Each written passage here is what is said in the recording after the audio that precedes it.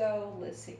So I was born 1958, April 12th, here in San Diego, fourth generation San Diegan. Um, my dad was born in Wisconsin. That's where all his family was. All my mom's family was here, and one brother who's 13 months younger than me. His name is Dan. So growing up, my great grandmother, she was the matriarch of her family. So she was very devout Catholic, but she loved the Lord, and she would tell me that that God loved me, and I believed that, because I trusted her. She was the only one that I really trusted growing up. So when my parents got married and they had my brother and I, we moved all the time. We moved probably every year and a half. So I remember at the age of 2 being in Colorado, and I was a precocious child. I was into everything. I was an instigator. I would pick on my brother. Yeah. So here I am, 2 years old in Colorado. Lord help me, where in Colorado? I don't remember it. It'll come to me. So anyway, so my mom has my brother and I in the laundromat, and she's washing clothes, and all of a sudden she hears me screaming. I had jumped on the laundromat table and pulled it down onto myself, hitting my face. It hit right across my nose. Wow. And cut my nose open. If it had come just a centimeter more, it would have killed me instantly. Oh my goodness. So my poor mom, my dad was in and out of the picture growing up. My dad was an alcoholic and very volatile. But I remember my dad there and my grandpa, and I just remember my eyes were shut. My mom had pictures, and I don't know what happened to them. They got burned in a fire, but my eyes were swollen so much for 6 months I couldn't open my eyes. Wow. And I was constantly spitting up blood because of the damage to my sinuses. And I remember just hearing, because when we were in Colorado, I could hear the snow coming down. I could hear just God speaking to me, even though I didn't realize it was God, but I knew He was speaking to me, because I loved being outside. I love nature. So that was the first of many situations where I got myself in quite a mess. And so by the age of 7, we had already moved multiple times. We moved to Missouri, we moved to Wisconsin, to Illinois, to California, and at the age of 7, my dad started molesting me, and he threatened me. He told me if I told my mom that he would kill me, and I knew that what he said would he would do it, because when he would go to the bars, he would get in fights with guys, and he would come home all bloodied up, his knuckles and stuff. So I knew that he was a violent man. Then I also found out that my dad and my grandpa and my dad's brothers, they were all addicted to pornography. And so there was this generational curse, which no one knew at the time, but so my grandfather started molesting me at 8, and he would do stuff in front of me, and awful stuff. So, and the only one I thought I could trust was my uncle, my dad's youngest brother. And he ended up molesting me. So, growing up, I just, I wanted to be loved. And it was always, just whatever boyfriend, whatever guy I got involved with, there's always just this awful sexual part of it. And I started blaming myself. I started, believing I'm to blame. I'm the bad person. This is and I didn't know this was Satan telling me that you deserve everything you're getting. So so fast forward into my teenage years, in 9th grade. Now, let me just backtrack a little bit. So all the moving and everything, we went to a lot of schools. I went to 4 high schools, 5 junior highs, 5 elementaries, and so making friends and trusting people was really hard for me, because I knew that we would move, and so confiding in people and sharing something that what was going on in my heart was like, no, I can't do that. So in my freshman year, we lived in Poway, and this was 1971. This is when the Jesus movement had taken off, and I befriended some cheerleaders. Now, take it. I could stand at the wall right here and blend into it. I was that much of a wallflower. I didn't interact with people. I wanted to be liked. But opening up and sharing anything with anybody, no. So, and I always thought that I was ugly growing up.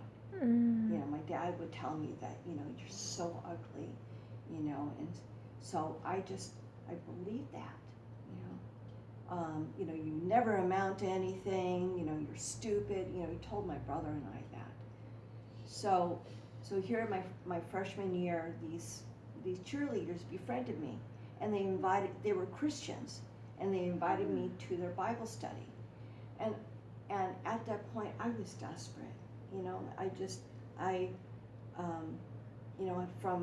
From 7 to 16, no, I'm sorry, 15. It was 15. My dad was still molesting me. And so they invited me to this Bible study, and their father was teaching. He was a pastor. And I started going, and after a few weeks, I didn't know the voice of the Holy Spirit, but the Holy Spirit was working in me. Wow. And I just felt like, oh my gosh, I have to tell somebody. And I felt like I could trust this pastor. So I told him, and he said, Vicki, you've got to go and confront your parents. You've got to confront your mom in front of your dad and tell your mom what's going on. Now, legally, if he would have known, if this would have happened today, he would have been responsible of calling the police, but he didn't. He just told me, you need to go and confront your mom and dad. So a few weeks went by, and this was like on my mind. It's like, oh my gosh, I've got to do this. So one afternoon, I think it was a Saturday, my dad was laying on the couch, my mom was in the kitchen, and I said, Mom, I need to talk to you. And I said, I spilled out. I said, Dad has been molesting me, um, and I went into details of, when and where and so forth. And my dad was just laying on the couch like nothing. And my mom said to my dad, "Is this true?" And he said, "She's a liar."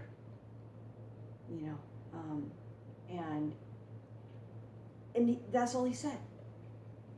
"You're a liar," and he kept denying it. "No, that didn't happen. Didn't happen. And I started building up such a hatred for him. I hated him so much, and then I started hating my mom for not believing me. It's like my own parents won't believe me, So, here, I'm vulnerable. Okay, I'm freshman in high school. I meet this guy at this Bible study.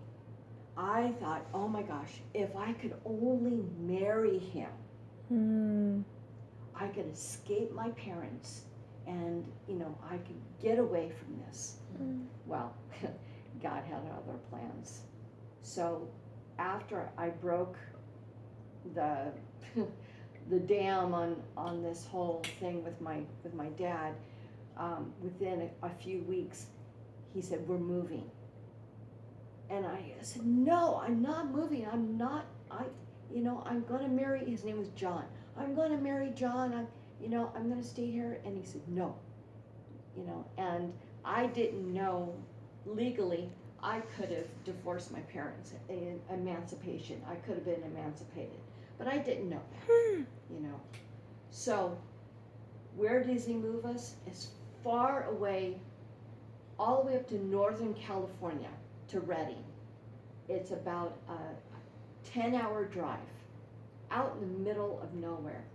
We didn't even have an apartment, a house, or anything to live in. So we lived in a tent at Lake Shasta for 2 months while my parents tried to find a mobile home or an apartment or something. So this whole time there at the lake, my dad would just like, "I'm going to kill you. I'm going to kill you." He just kept threatening, "I'm going to kill you. You better watch your back." So we find a mobile home in Redding, and started my sophomore year there. And I got into track because I was very, very athletic growing up.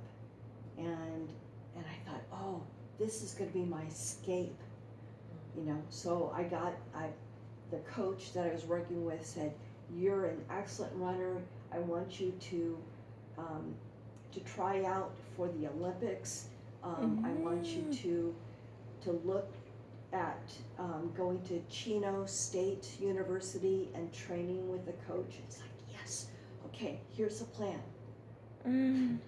But God had other plans. So we left from Redding, and we moved to Wisconsin. At that time, so let me backtrack a little bit.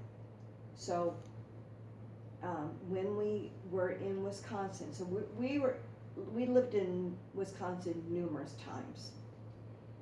So I've got to backtrack. So when I was 12 years old and my brother was 11, my mom was diagnosed with ovarian cancer. And she was working at the hospital, and she thought she was pregnant because the tumor was so big that she looked like she was 6 months pregnant. And so at first, my parents didn't tell my brother and I that she had ovarian cancer. And so she just got sicker and sicker. She was in the hospital. My grandpa and my uncles would watch my brother and I, so forth. And during that time that my mom developed ovarian cancer, my dad got in a severe accident that almost took his life. Mm. He used to race cars and race trucks and so forth, and he let his 16-year-old nephew drive his truck. And so we're living in Wisconsin at this time, and the roads, they're all dirt, and rock and so forth. So my dad tells him, punch it, go as fast as you can. So he does, and he loses control, and they hit a ditch going 70 miles an hour. No seatbelts. My dad's thrown out of the windshield. It amputated his arm. It cut his head from here all the way to his ear. His back was cut up and everything, and so they said, he's lost. I remember someone calling my mom saying, Art, my dad's name was Arthur, but it was his Art. Art's been in an accident. My mom drives the other car up. She holds his arm so he doesn't lose blood, because he was bleeding so bad. So she's sick, okay? She's dealing with, her husband, this jerk. And so he recovers. We go to Wisconsin for a while. They said, well, let's do this hysterectomy. Actually, it's more than a hysterectomy. It was, let's try to get this out. And they were able to take the tumor out, but they said, okay, you're going to have to go to San Diego and get chemo treatment, radiation and chemo. So we did. And all along, my parents didn't tell my brother and I that my mom had cancer. They just didn't share anything with my brother and I, other than my dad's accident. So, so my mom gets treatment, and, we're still moving back and forth. There's just so much more that's happened, and I get more into running and cross country and sports and stuff, but I'm getting more and more promiscuous, just looking for love in all the wrong places, as they say. And so we end up, my dad said, he wants to move us back to Wisconsin again. And so all along, my mom would ask me all the time, is he still touching you? Is he doing this? And I would say, yeah, and she just wouldn't say anything to her. And it's like, so anyways, so my mom came to a point where she was on the verge of having a nervous breakdown. She just couldn't handle everything that, my dad had been doing, and, the alcohol, her cancer and everything. So she said, I'm going to go and stay with my sister-in-law, which was my Aunt Beverly, in St. Louis. So she does. She leaves for 2 months. But during that time, my dad, so we're living out in the middle of nowhere in Wisconsin. My dad brings home a prostitute into the house. Horrible, horrible woman, and just nasty. And, he's, he keeps threatening me, and it's like, and I knew by this time, you know what, if you really meant it, you would have acted out on it. So I just just give him a look. It's like, get on my face. So my brother and I, we're in a survival mode. We're just, I'm driving, I have my driver's license, and so I'm doing all the cooking and cleaning for my brother and I. We're going to school and just surviving. So my mom comes back, and I go pick her up from the Greyhound station. And when my mom gets in the car, it's my brother and my mom and I. And I said, Mom, I need to tell you something. I need to tell you what Dad has been doing while you've been gone. And at first she just didn't believe it. Again, it's like, why? With everything he's done all these years, why don't you believe this monster? And, so it was a long drive from the Greyhound station back to where we lived. And I said, you need to believe this, And so we get to the house, and she comes in and she asks him, is this true? Have you had a prostitute in the house while I've been gone? He goes, yes.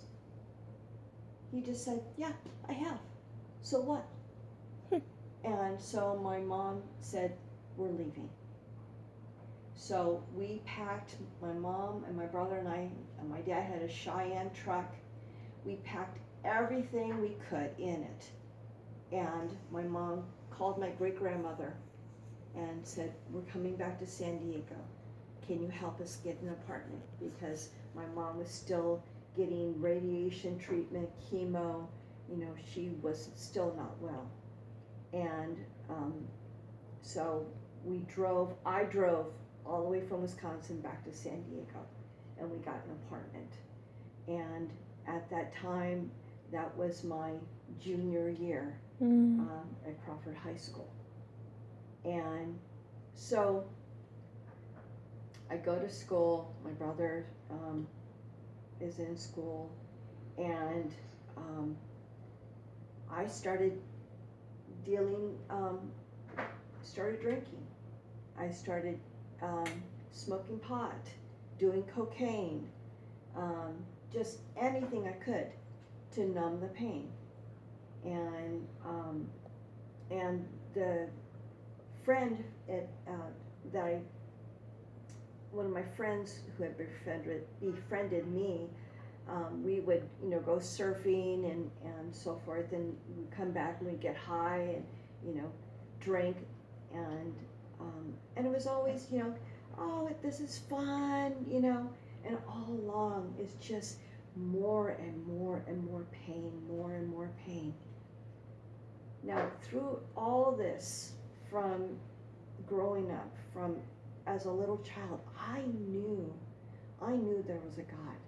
And I would cry out when we would be traveling cross country. I see these amazing mountains and just deserts and you name it, and I knew it's like, and I would talk to God, it's like, why? Why are you letting this happen to me? Why? And I would never get an answer. But I always believed. And I would go to church, when I could, that was, for my brother and I, that was our escape on a Sunday, to get away from my mom and dad. We would get on it was called the Baptist bus. There was always a Baptist church around. So we would find the Baptist bus and we would go to church and would hear about God. But I never heard about having a personal relationship with Jesus. And but I knew there was something more. There had to be something more.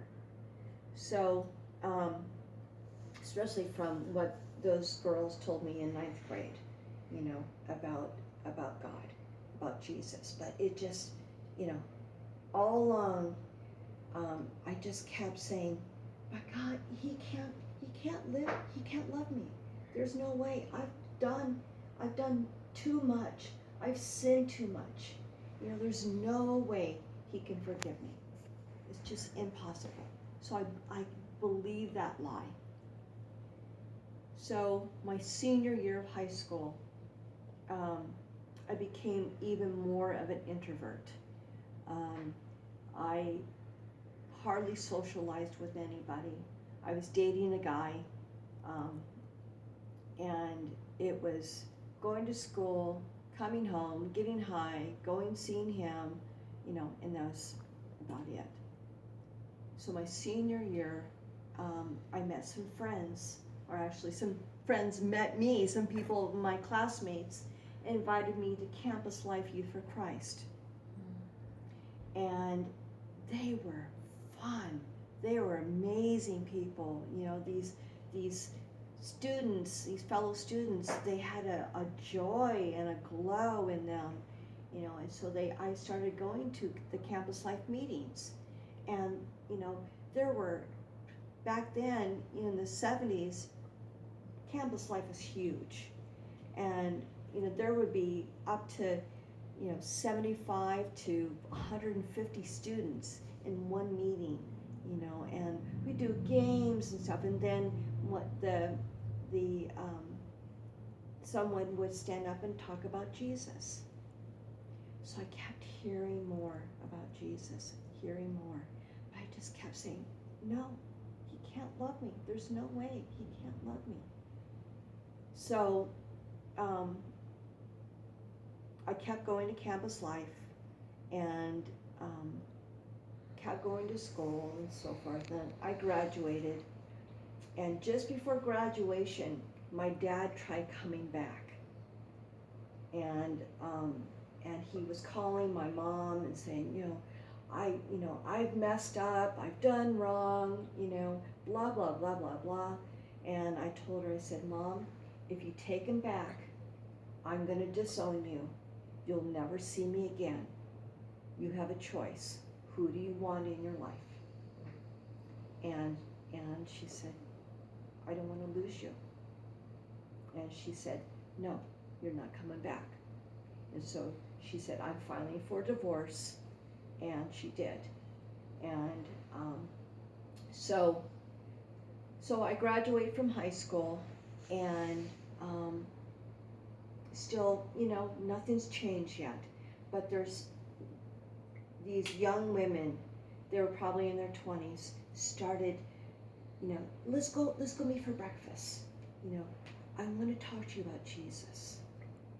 And they would talk to me about the Lord, about the love that Jesus had for me, that there was a salvation, there was so much that he had for me. And I kept saying, but he can't, there's no way Jesus could love me. How could he ever love me? I have just done so much. And these women would say, but he's forgiven you of everything. And I just can't believe it. So a couple of years go on. So I'm 18 years old when I graduate. So fast forward, I'm at 22 years old now. So I'm still living with this boyfriend from my senior year. We're living together. We're doing drugs together, just partying and, all that garbage. And so I got a job at a stationery store over on Elkhorn Boulevard.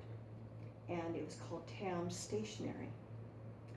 And just down the street, less than a block away, was the Youth for Christ Campus Life office, the main office. Mm-hmm. So the executive secretary would come in every day and make Xerox copies.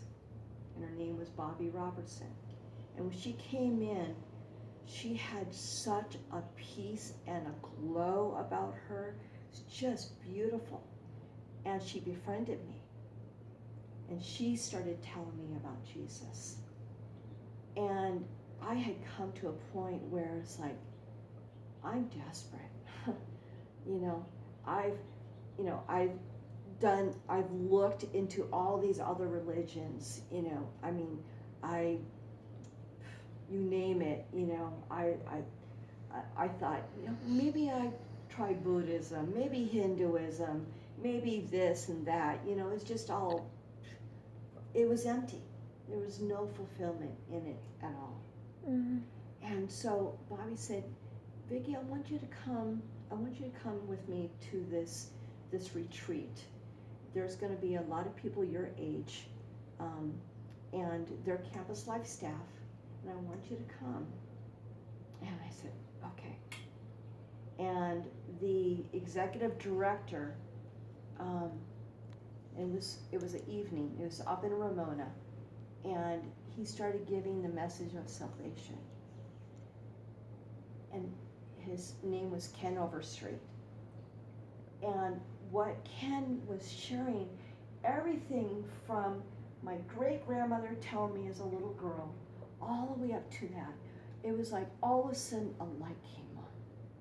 And it's like, whoa, I want this. I want this Jesus. I need Jesus. Give me Jesus.